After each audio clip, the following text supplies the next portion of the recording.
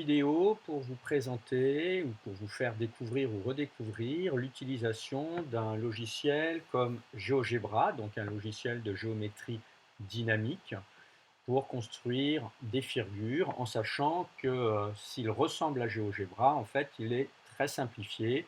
C'est celui qui est utilisé dans des exercices avec le logiciel WIMS, qui fait des exercices de différentes natures. Donc ici, on doit tracer un triangle dont on connaît les trois côtés. Il n'y a pas d'unité, c'est pas grave. En fait, ça peut être des centimètres, des carreaux, peu importe. Donc, il va falloir déjà que je commence par tracer l'une des distances. Peu importe lequel, je peux commencer par le deuxième, le troisième, ça ne change rien. Je vais moi choisir de tracer d'abord AB égale 3. Donc pour ça, parmi les icônes qui sont ici, je vais choisir de placer déjà un premier point. Donc je clique sur l'icône qui devient entourée en bleu, et puis je vais cliquer dans la zone de tracé. C'est un peu ici ma feuille, et ici c'est les outils. Je clique, il apparaît un point A. Ensuite, je dois faire une distance précise de 3, donc je vais changer d'icône, et ici je vois que j'ai quelque chose qui ressemble à un segment, c'est ce qui va sûrement me convenir. Je clique dessus pour le sélectionner, et puis après, je vais cliquer sur le point A, puisque je veux une distance de A à B. Je clique sur A, et on me demande quelle longueur je veux attribuer. Donc je vais mettre 3. Soit je clique sur ce pavé numérique ici, mais je peux ici utiliser le 3 de mon clavier d'ordinateur. Je dis OK, et je vois un segment qui ici doit faire 3, même si on n'a pas de graduation ou d'unité. Ensuite, je dois tracer les deux autres segments pour trouver le point qui me manque, qui est le point C. Ce point C, il est à 2 comme distance de A et à 3 comme distance de B. Donc, il doit être quelque part par ici ou par là, mais je ne sais pas où. Donc, pour ça, je me souviens que je peux utiliser un compas et c'est ce qui va m'aider. Je sélectionne l'icône compas et je vais déjà tracer un point C qui va être à 2 comme distance de A, donc il va être quelque part par là.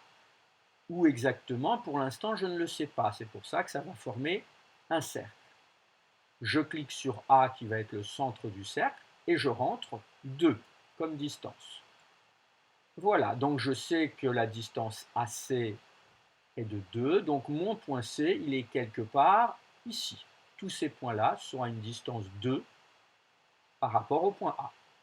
Maintenant, je dois respecter une distance 3 du point B. Donc je vais faire la même chose en partant du centre B, mais cette fois-ci, je veux 3. Je valide, et voilà, donc là j'ai tous les points qui sont à une distance qui vaut 3 par rapport au point B.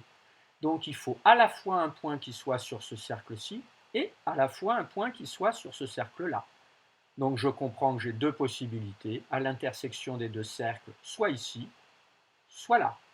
Donc je vais pouvoir placer mon troisième point, je reviens sur cette icône, et avec ma souris, le plus précisément possible, je vais cliquer à l'intersection. Voilà, j'ai le point C. Pour l'instant, j'ai placé mes 3 points, mais on me demande, je relis l'énoncé, de tracer un triangle. Donc je regarde les icônes et je vois ici que j'ai apparemment la possibilité de relier des points, donc de former ce qu'on appelle un polygone, comme par exemple un triangle, ou un carré, ou un rectangle. Donc je vais le sélectionner, et puis maintenant je vais cliquer sur le point B, et là je vois qu'il apparaît au bout de ma souris un trait, un segment. Je vais relier le point C, je clique sur le point C, qui devient grisé si vous regardez bien, donc ça veut dire que j'ai bien sélectionné le point C. Maintenant, je vais rejoindre le point A, mais attention, je n'ai pas fini. Là, il n'est pas tracé mon triangle, il faut que je retourne à mon point initial, B. Voilà, là j'ai tracé mon triangle. Pour information, si à un moment vous faites une erreur, vous pouvez revenir en arrière en cliquant sur cette flèche-là. Et vous voyez, vous avez aussi l'icône poubelle. Maintenant, je vais envoyer ma réponse. Je descends pour vérifier ce qu'il en est.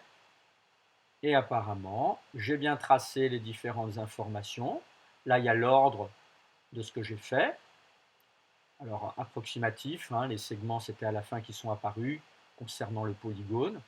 Et puis, c'est surtout ici, j'ai bien respecté les bonnes valeurs demandées, d'où 10 sur 10 et les félicitations. Et bien maintenant, c'est à toi de jouer. Bonne utilisation.